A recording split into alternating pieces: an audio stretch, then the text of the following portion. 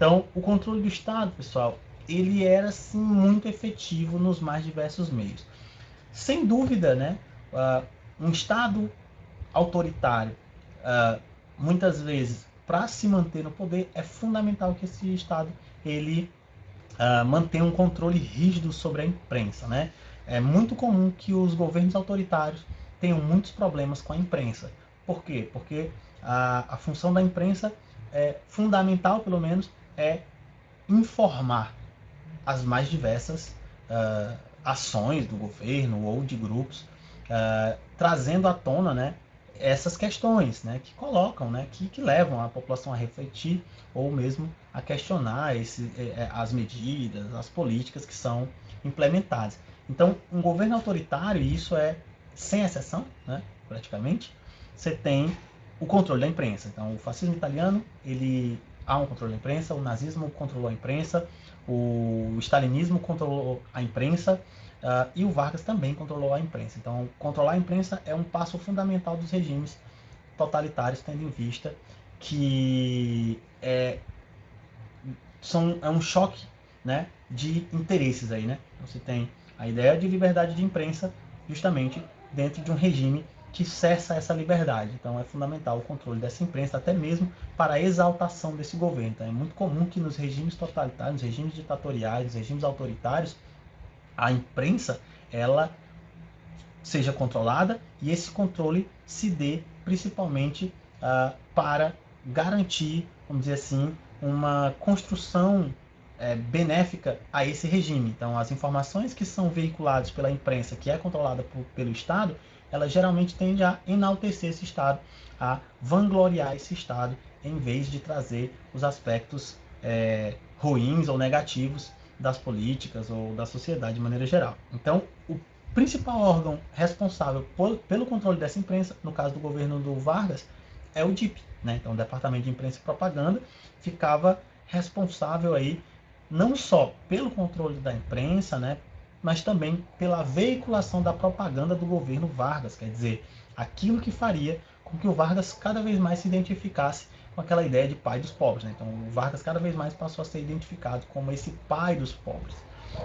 Não é à toa que ele ainda hoje quando se pensa em leis trabalhistas, né, em identificação com os trabalhadores, o Vargas é sempre associado a esse pai, a esse trabalhador aí, né, esse trabalhador do povo.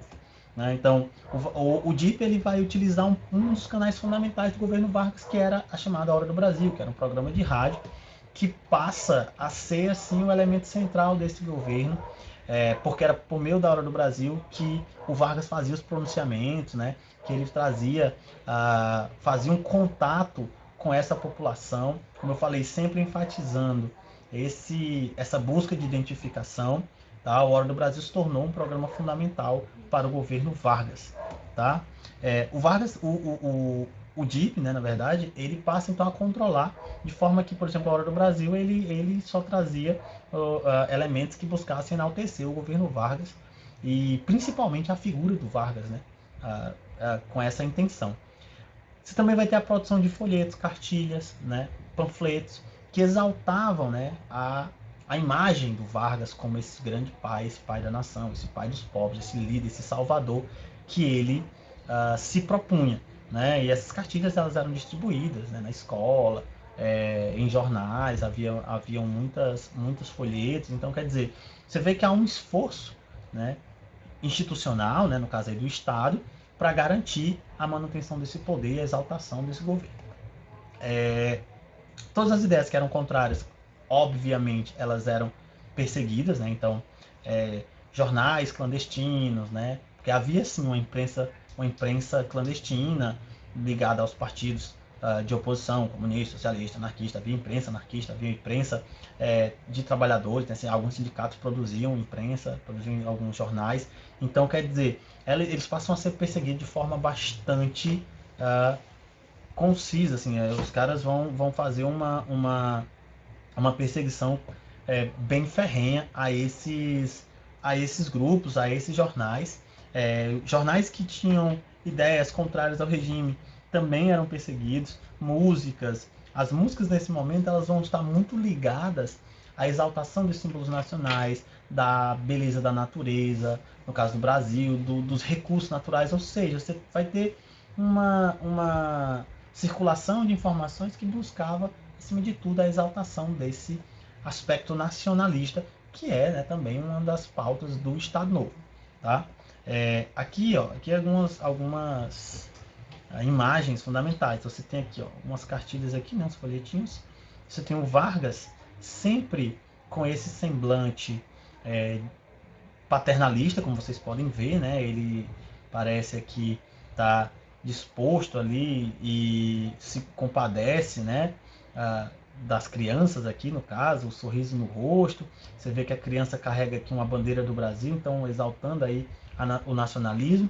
Então o Vargas ele vai ser, por meio desses folhetos aqui novamente, o povo, né? Principalmente feito aqui de crianças e jovens, olham para cima com uma esperança e acima deles está o Vargas, né? Então novamente fazendo essa representação aí de um pai, né? Como uma espécie de pai, alguém de quem se espera o controle ou uma boa administração ou ainda a resolução dos mais diversos problemas. Então o Vargas surgia aqui como um líder, né, paternalista, que vai sendo construído e reconstruído ao longo do seu governo lá no Estado Novo. Né? Não é à toa que mesmo depois que ele cai em 1945, em 1951, ele retorna com uma grande margem de votos. Né? Isso muito por conta desse trabalho de construção que ele faz ao longo do seu período aí do Estado Novo. Tá? Aqui a gente também tem novamente o Vargas sendo identificado com os trabalhadores, então o 1º de maio, né? Os trabalhadores aqui, lembrando que o 1º de maio é o dia, né, do trabalhador, né, o dia do trabalho, e o Vargas ele é identificado a esse trabalhador, né? Como eu falei, a busca de identificação com o trabalhador brasileiro. Então esses eventos, essas datas que fazem referência aos trabalhadores, o Vargas ele vai ter uma participação muito importante para criar esse laço de identificação. Tá? Claro, pessoal, que isso é um assunto que é bem mais complexo, entender como é que se dá esse processo aí de construção da imagem do Vargas. O Vargas ele possui uma imagem construída, né? O Vargas ele é um processo muito longo, né? Então é muito complexo. Então isso aqui que a gente está discutindo é apenas alguns aspectos dessa construção, tá? Vamos para frente. Como é que o Getúlio cai, né? Assim, primeiro, né? A gente tem a Segunda Guerra Mundial. O Brasil participa da Segunda Guerra Mundial, né? Ao lado dos aliados. Durante a Segunda Guerra Mundial você vai ter os aliados, né? E o eixo. E o Brasil entra, de certa forma, juntamente com quase que conjuntamente com os Estados Unidos e entra por influência dos Estados Unidos.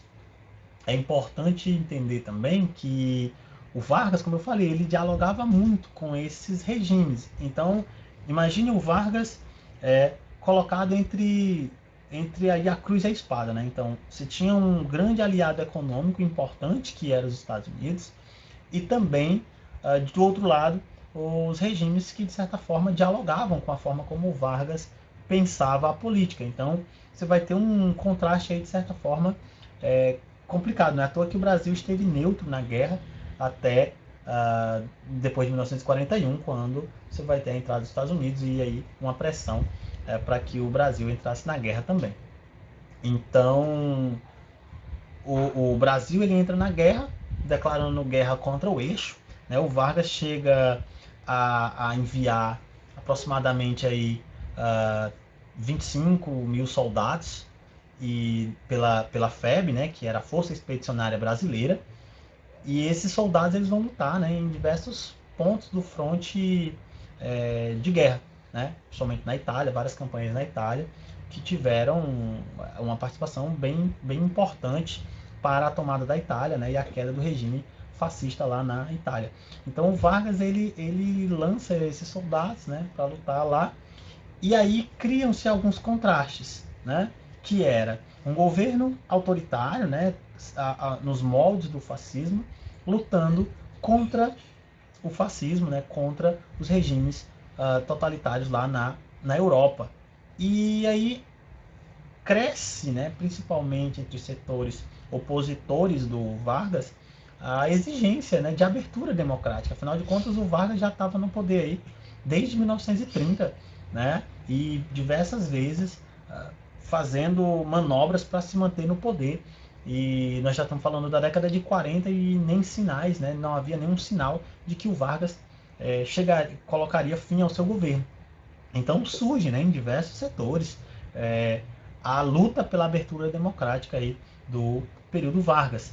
E o Vargas é pressionado, né, de diversas formas, inclusive pelas Forças Armadas que anteriormente eram aliadas do Vargas.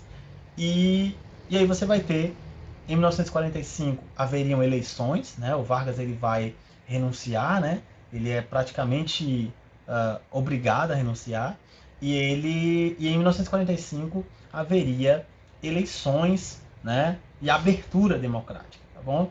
Então você teria a reabertura dos partidos políticos, né, a reorganização. Não é à toa que a partir de 1945 você vai ter o ressurgimento de uma série de partidos políticos, como o PSD, né, que é o Partido Social Democrático, a UDN, que é a União Democrática Nacional, você vai ter o PTB, que era o partido, né, que descendia aí do Vargas, tá? E a volta do PCB, que também vai ficar na legalidade por pouco tempo, né? Depois o PCB volta à ilegalidade, e aí você vai ter um longo período de ilegalidade aí do PCB.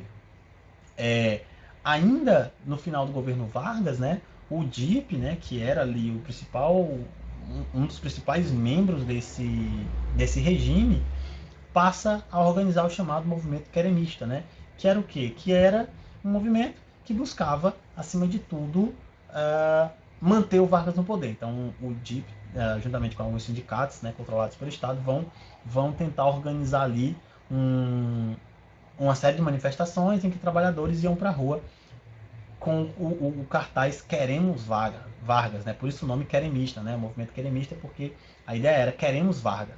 E é claro que é um movimento que não teve